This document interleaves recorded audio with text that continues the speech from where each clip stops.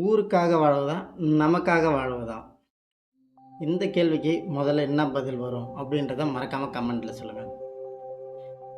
இது ஏன் திடீர்னு ஊருக்காக வாழ்வதா நமக்காக வாழ்வதான்ற கேள்வி பார்த்தீங்கன்னா எல்லோரும் மனசுகளில் ஓடிக்கிட்டு இருக்க ஒரே கேள்வி. அது மிடில் கிளாஸ் லைஃப்பில் ஓடிக்கிட்டு இருக்க முக்கியமான ஒரு கேள்வி. ஏன்னா இங்கே 20 வயசு வரைக்கும் ஒரு பையன் சந்தோஷமாக இருக்கானா, அது குழந்தை பருவத்தில் நேச்சுரல். அதே 20 வயசுக்கு மேலே அவன் ஒரு ஸ்டெப் எடுத்து வைக்கும்போது அவன் கஷ்டப்படுற வாழ்க்கையில் வலி அது யாருக்குமே புரியாது. அது ஏன், எதுக்காக நடக்குது அப்படின்ற கேள்வி தான் ஃபஸ்ட். இங்கே மிடில் கிளாஸ் பாய்ஸோட லைஃப்பில் ஒன்று அவங்க ஆசைப்படுற விஷயம் என்னன்னா, கடன் இல்லாத நிம்மதியான ஒரு தூக்கம். அந்த தூக்கத்தை எல்லாருமே இங்கே சந்தோஷமாக வாழறாங்களான்னு கேட்டிங்கன்னா கண்டிப்பாக கிடையாது. மிடில் கிளாஸில் எவ்வளோ நாள் நீ கஷ்டப்பட்டு உழைச்சி சம்பாதிச்சாலும் கடைசி வரைக்கும் கடன் என்ற ஒரு பிரச்சனை இருந்துக்கிட்டே தான் இருக்கும்.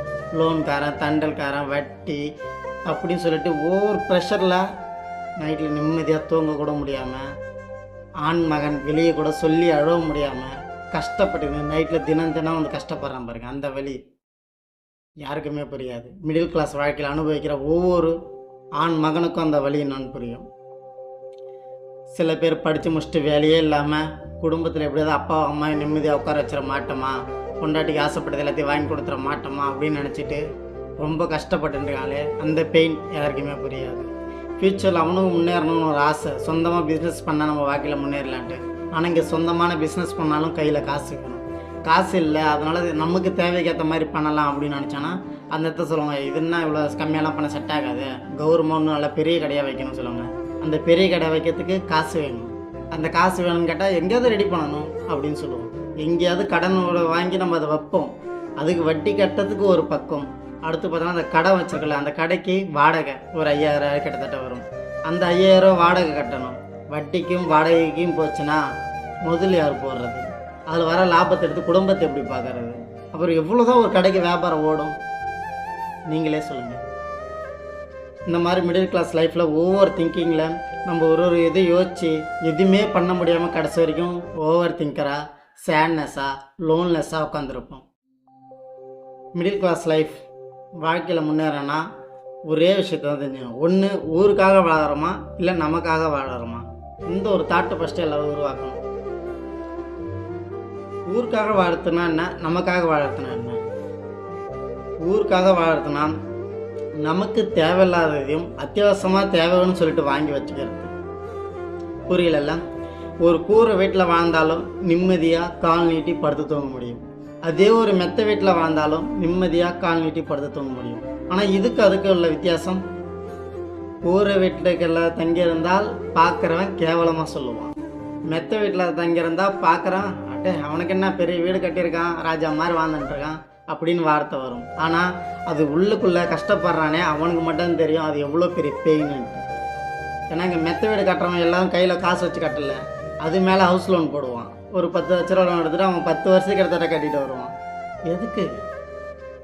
ஊருக்காக வீடை பெருசாக கட்டிட்டு லோன் கட்ட லோன் அலைஞ்சு நடக்க வேண்டியதாக இருக்குது. கேட்டால் இது கௌரவம். சரி, ஓகே, இது மொதப்படி. அடுத்து பார்த்தோன்னா வீட்டுக்கு நல்லா 30 இன்ச்சில் டிவி வாங்கி வச்சா தான் பெருசாக தேட்டர் மாதிரி இருக்கும், அப்போ தான் டிவி பார்க்கணும் தோணுமா?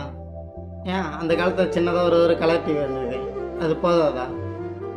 அதில் பார்த்தாலும் அதே முகம், அதே ஹீரோ, அதே ஹீரோனி தான் தெரிய போகிறாங்க. அந்த 30 இன்ச்சில் பார்த்து வச்சானா புதுசாக என்ன ஹீரோயின் வந்துட போகிறாங்களா? கிடையாது இல்லை. ஆனால் இங்கே என்னென்னா யாராவது வெளியேருந்து வந்து பார்த்தோன்னா பரவாயில்றான் வீட்டில் சினிமா தேட்டர் மாதிரி இருக்குடா அப்படின்னு சொல்லணும். கௌரவம்.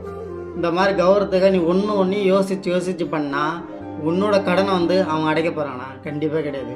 உன்னோட லைஃப்பில் தேவையான பொருளை வை, அத்தியாவசிய பொருளை ஓரம் கட்டிடு. உன் ஃப்யூச்சருக்கு அத்தியாவசிய பொருள் தேவைன்னு நீ நினச்சினா ஒரு நாள் நீ நல்லா செட்டிலாக இருக்கணும். அப்போ தான் நீ சொல்கிற மாதிரி வாஷிங் மிஷின்லேருந்து கிரைண்டர் மிஷின்லேருந்து எல்லாமே ட்ரெண்டிங்காக வாங்கி வைக்க முடியும். ஏசி கொண்டு இன்றைக்கி மேலே ஓடுற 3 ரெக்கை காற்றாடி வச்சாலும் காற்று தான். ஆனால் அதை நம்ம ஏற்றுக்க மாட்டோம். ஏசி வச்சா தான் அடி கூலிங்காக வரும்னு சொல்லுவோம். இது எல்லாமே அத்தியாவசிய பொருள் தாங்க. அந்த காலத்தில் வெறும் விசிறி வச்சுன்னு காலத்தை ஓட்டினாங்க. ஆனால் இன்றைக்கி அதெல்லாம் தேவையில்லை, இன்னும் கிராண்டாக எதனா வேணுமான்ற அளவுக்கு யோசிக்கிறோம். இருக்கிறத வச்சு வாழ்க்கை அனுபவிக்க ஆரம்பிச்சுன்னா நம்மளுக்குள்ளே எந்த ஒரு கஷ்டமும் வராது. இதெல்லாம் ஏன் பாய்ஸ் தான் எல்லாருமே பண்ணுறாங்களா அப்படின்னு சொல்லிட்டு, ஏன்னா பாய்ஸ் தானே ரொம்ப கஷ்டப்படுறாங்க, இது எல்லாமே பாய்ஸ்க்காக வாங்குறாங்களா அப்படிங்கன்னா கண்டிப்பாக கிடையாது. அப்புறம் யாருக்காக? இவ தான் என் உலகம், இவ தான் லைஃபு, இவ தான் நம்ம எல்லாமே அப்படின்னு நினச்சிட்டு யோசிச்சுட்டு ஒரு பொண்ணை சின்சியராக காதலிப்பான். இந்த மிடில் கிளாஸ் பசங்கிட்டலாம் இருக்கிற ஒரே ஒரு கெட்ட பழக்கம் என்ன தெரியுமாங்களாங்க, ஒரு பொண்ணு உண்மையாக காதலிச்சிட்டான்னா அந்த பொண்ணுக்காக எவ்வளோ தூரம் இறங்கி செய்யலான்னு ஒரு ஆசைப்படுவான். அதுக்காக அந்த பொண்ணுக்கிட்ட ஒவ்வொரு விஷயத்தையும் கேட்டு பண்ணுவான். ஆனால் அந்த பொண்ணுக்கு அவனோட ஆசை என்ன அப்படின்றத யோசிக்க மறந்துடுறாங்க. எல்லா பொண்ணுங்களும் யோசிக்க மறந்துடுறாங்களேன்றதுன்னு சொல்லதை விட சில பெண்ணுங்கள்னு சொல்லலாம். சில பெண்கள் குடும்பத்துக்கு ஏற்ற மாதிரி புரிஞ்சுக்கிட்டு வாழக்கூடிய இருக்காங்க. சில பேர் சூழ்நிலைக்காக மாறுறாங்க. நல்லா புரிஞ்சுக்கிட்டு குடும்பத்துக்காகவும் அவனுக்காகவும் வாழகிற அந்த பெண்மணிக்கு ஏதோ ஒரு சூழ்நிலை அவங்கள விட நம்ம இது பெட்டராக இருந்தால் நல்லா இருக்குமே அப்படின்னு ஒரு சின்ன ஈகோ வரும். ஆனால் அது பெண்களுக்கு வரக்கூடியது. ஆனால் அது வந்தால் நம்ம வீட்டுக்காரால் முடியுமா அப்படின்றத யோசிங்க. ஏன்னா நீங்கள் ஆசைப்படுறதுக்காக எவ்வளவோ கஷ்டப்பட்டு எல்லாத்தையும் பண்ணிட்டாலும் கடைசி நேரத்தில் ரொம்ப பெரிய கஷ்டப்பட போகிறது அவன் மட்டும் கிடையாது, நீங்களும் தான். ஏன்னா நீங்கள் எவ்வளோத்த கடன் பிரச்சனை கொடுக்க அவனோட ப்ரெஷர் அதிகமாக உங்கள் கூட டைம் ஸ்பெண்ட் பண்ணுறதை குறையும். அப்புறமேட்டா சொல்லுவீங்க, லவ் பண்ணும்போது நல்லா டைம் ஸ்பெண்ட் பண்ணுவேன், கல்யாணத்துக்கு அப்புறம் வேலை கொஞ்சம் கூட இப்போ வீட்டில் கொண்டாட்டி இருக்கானா புள்ள இருக்கானா கொஞ்சம் கூட கவனித்தே கிடையாது அப்படின்னு ஒரு வார்த்தை வந்துடும் கடைசியாக. ஆனால் இவ்வளோ தூரம் ஓடி ராப்பகலாக தூங்காமல் வேலை செஞ்சு சம்பாதிக்கிற காசு எதுக்காக? எல்லாம் பொண்டாட்டியாக தான், எல்லாம் அந்த குடும்பத்துக்காக தான். ஆனால் இங்கே யாருக்கும் தெரியுது, யாருக்கும் புரியாது. இது வேலைக்கு போகிற பசங்களுக்கு, வேலைக்கு போகாத மிடில் கிளாஸில் வாழ்ந்துட்டு இருக்க பசங்களுக்கு லவ் பண்ணி எப்படியாவது ஆசைப்பட்டு கல்யாணம் பண்ணிவிடுவான். கல்யாணம் பண்ணிவிட்டு அந்த பொண்டாட்டியும் கடன் இல்லாமல் சந்தோஷமாக வாழ வைக்கணும் அவன் மைண்டில் ஒரு தாட் இருக்கும். அதுக்காக தான் முயற்சி பண்ணுவான். ஆனால் இருக்கிறத வச்சு அவன் அட்ஜஸ்ட் பண்ணணும்னு ஒரு தீமில் வருவான். ஆனால் லவ் பண்ணிட்டு கல்யாணம் பண்ண அந்த பொண்ணு இல்லை இந்த மாதிரி கிராண்டாக இருக்கணும், இதுக்கு தான் சொல்கிறேன் நீ வேலைக்கு போன்னு சொல்கிறது. இல்லை வேலைக்கு போனாலும் செட் ஆகாது, 12 மணி நேரம் வேலை அங்கே போய் வேலை செஞ்சுட்டு வந்து அடுத்து குடும்பத்தில் கொஞ்ச நேரம் டைம் ஸ்பெண்ட் முடியுது, நல்ல நாள் கூட லீவ் தர மாட்டாங்க அப்படின்னு சொல்கிறாங்க. அப்போது சரி, அப்போ இதையும் பண்ண மாட்டேன் இதையும் பண்ண மாட்டேன், சரி ஒரு கடை வைன்னு சொன்னால் இன்றைக்கி நம்ம ஒரு வேளை சாப்பாடு சாப்பிட்றதுக்கு போதுமான அளவுக்கு நம்ம காசு வச்சுருக்கோம், யார்கிட்டையும் கடை வாங்கலை, அது போதுமானது நான் நினைக்கிறேன். அதே மாதிரி நாளைக்கு தேவைக்கு நம்ம காசு சேர்த்து வச்சுப்போம், அது பிரச்சனை கிடையாது. அந்த மாதிரி தேவைக்கு சேர்த்து வச்சா போதுமா? இன்றைக்கி 1 லட்ச ரூபா நான் கடை வாங்கி இன்றைக்கி நான் கடை வச்சேன்னா அதுக்கு 5000 ரூபா காசு கட்டணும், அந்த 1 லட்ச ரூபாய்க்கு நான் வட்டி கட்டணும். அது மட்டும் இல்லாமல் இதில் நம்ம குடும்பத்து செலவுக்கு காசு எடுக்கணும், வாங்குகிற பொருளுக்கு முதல் போடணும். காசே இல்லை நேரத்தில் 1 லட்ச ரூபா வாங்கி அந்த கடையை அடமானம் பிடிச்சா அந்த பொருள் வாங்க ஒரு 2 லட்ச ரூபா செலவு பண்ணணும், மொத்தம் 3 லட்ச ரூபா. இந்த 3 லட்ச ரூபா நான் வட்டிக்கு வாங்கணும். இந்த 3 லட்ச ரூபா வட்டிக்கு வந்தாலும் 5000 ரூபா தூக்கின்னு போயிட்டு கடன் கொடுக்கணும், 5000 மாதம் வாடகை கொடுக்கணும். மீதி காசில் 3 லட்ச ரூபானா கண்டிப்பாக ஒரு 10,000 மச்சம் வட்டி கட்டுற மாதிரி வச்சுக்குவீங்களா?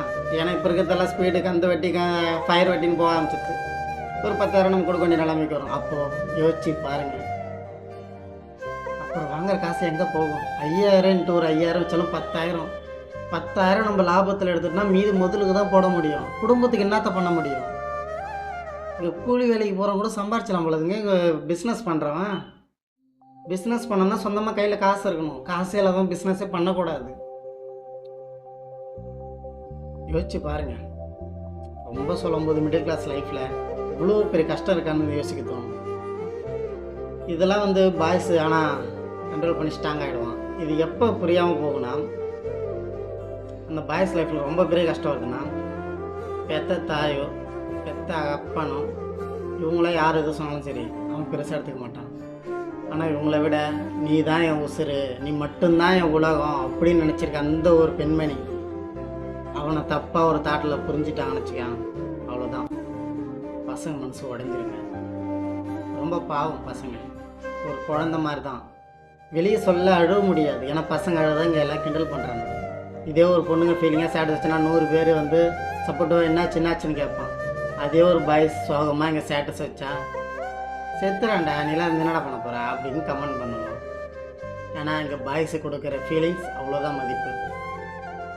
ஆண்கள் வெளியும் சொல்லவும் முடியாமல் உள்ளுக்குள்ளேயே வச்சுக்கின்னு கஷ்டப்பட்டுக்கிட்டு ராத்திரி அந்த தூங்க போகிற அந்த ஒரு 5 செகண்டில் அவங்க கண்ணுக்குள்ளேருந்து வர கண்ணீர், அதுக்கு பெயின் ரொம்ப அதிகங்க. தினம் உட்காந்து அழுகிற பெண்களோட 1000 நாட்களோட கண்ணீர், அந்த ஒரு சொட்டு கண்ணீர் ஆண்கள் நைட்டு தூங்கும்போது சொல்ல முடியாத வரைக்கூட கண்ணீருக்கு வேல்யூ அதிகம். பசங்க மனசு கஷ்டப்படுத்தாதீங்க. அது மிடில் கிளாஸ் லைஃப்பில் இருக்க பசங்க மனசை ரொம்ப கஷ்டப்படுத்தாதீங்க. அவங்களாம் எந்த ஜென்மத்தில் வாங்கிட்டு வந்த பாவம்னு தெரில, இன்னைக்கு வரைக்கும் கஷ்டப்பட்டு தான் இருக்கிறோம். இப்போ நீங்கள் சொல்லுங்கள், ஊருக்காக வாழணுமா நமக்காக வாழணுமா? இந்த கேள்விக்கு நீங்கள் பதில் சொல்லுங்கள்.